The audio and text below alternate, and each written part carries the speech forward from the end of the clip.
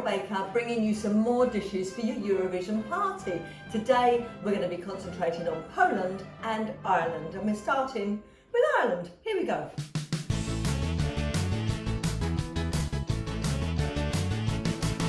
Well, the Irish are known for their potatoes, aren't they? So I'm going to do mini stuffed potatoes, and I'm dedicating it to Mike Nolan because he's Irish and he should be stuffed for posterity. So we just need these little baby spuds, which I've already roasted. I just coated them with olive oil, sprinkled them with some sea salt, and roasted them for about 40 minutes. And I've let them go cool because I've got to cut the tops off and scoop out the inside. So should we just get started, I think, shall we? Got my little sharp knife here. So carefully take off the lid.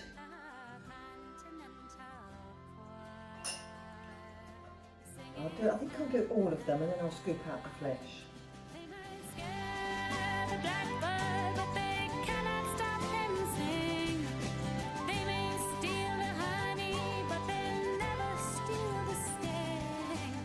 What I'm stuffing mine with is cheddar cheese, smoked bacon, chives, some melted butter and some sour cream. Yes, that's my phone just went ping. Yes. Sue, you're saying, are you running today?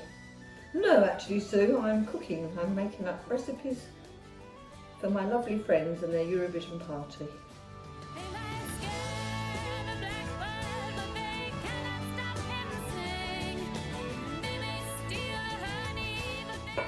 Now, I'm going to scoop out the flesh into a bowl and then I'm going to mix all the other ingredients in, and it goes back in the oven for about 10 to 15 minutes.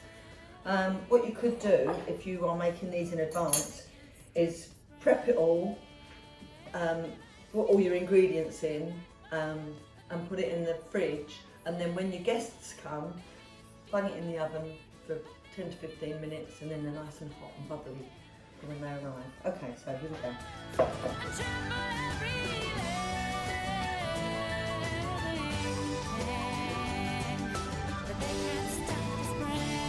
This little melon baller, that might work. I had this for donkey's years. Long before I got married. I've been married 31 years. A melon baller. I mean, how many times do you use a melon baller? But I saw it in the drawer and I thought, oh, I think that'll scoop out my spud, and it's working. Better than a teaspoon. Obviously, if you haven't got one, use a teaspoon.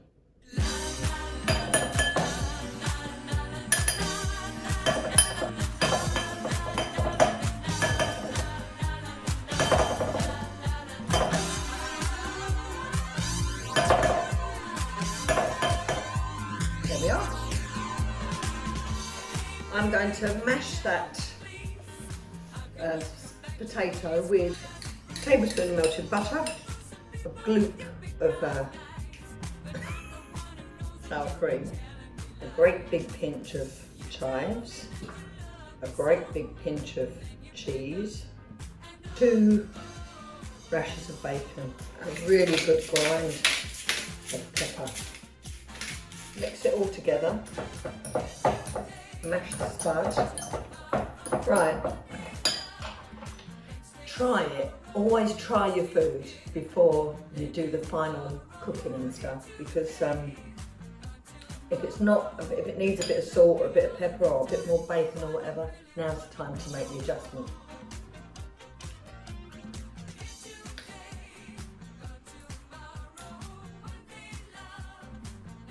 Let me think. It's lovely. I don't think it needs any adjustments. It's delicious.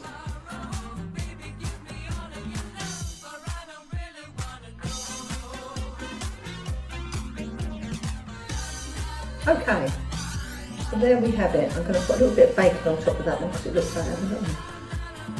There we go. In the oven. Right, while they're cooking, let's move on to the Polish dish.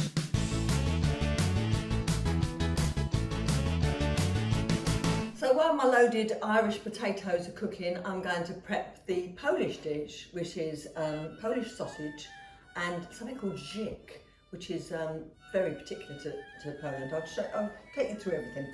I've got Polish sausage, there's a variety, there's cabanos, there's this one which is 𝐷𝐵𝐴. Don't know if I said that right. I've got some toasted rye bread, there's some finely chopped radishes, finely chopped chives. The sausage, what I've done is sliced it thinly and I've dry fried it. And the reason I've dry fried it is because it's quite a fatty sausage, so it didn't need any oil. But if you prefer, you could have it raw. You don't have to have it cooked because it is already cooked.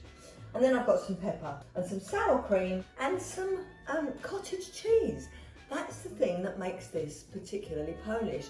They call it farmer's cheese. And the way they do it, they have cottage cheese and they compress it. They take all the water out of it. So I've never done this before. So this could all go horribly wrong, but I'm going to try and do it now. I'm going to put the cottage cheese into this clean cloth and see if I can get all the water out of it.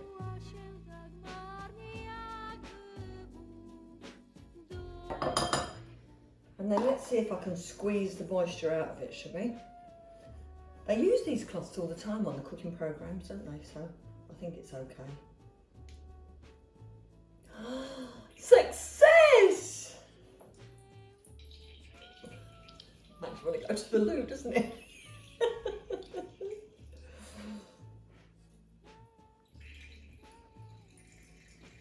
Oh! Oh! Oh!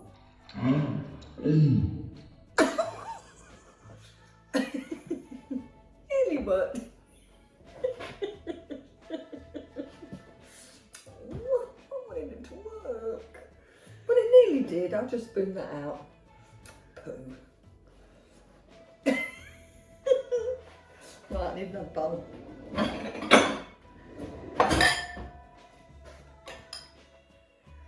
I've got some of the fluid out, haven't I? I guess, because I thought, usually they use muslin, don't they? And I thought, we don't need muslin, we can use one of these little cloths. Everyone uses them on the telly, and it didn't work, did it?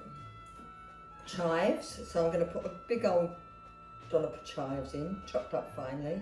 Radishes, again, big old dollop of radish. Sour cream.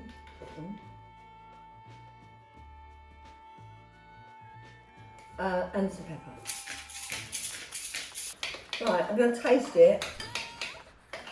Cottage cheese is quite salty, isn't it? So it might not need any salt. I'll taste it and see. Needs a lot more of everything else.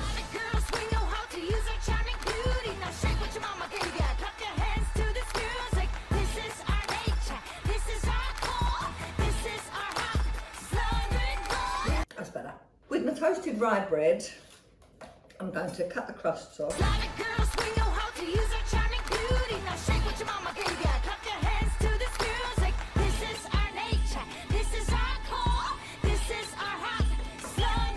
let's give this a try, shall we? Let's try with the 𝐸𝐴 on the bottom and the sausage on the top. I'm going to try it. That Polish sausage is great. The 𝐸𝐴 is alright. I mean, you know, it's Polish. Spuds are done. Oh yes. Oh yes, look at that. Fantastic.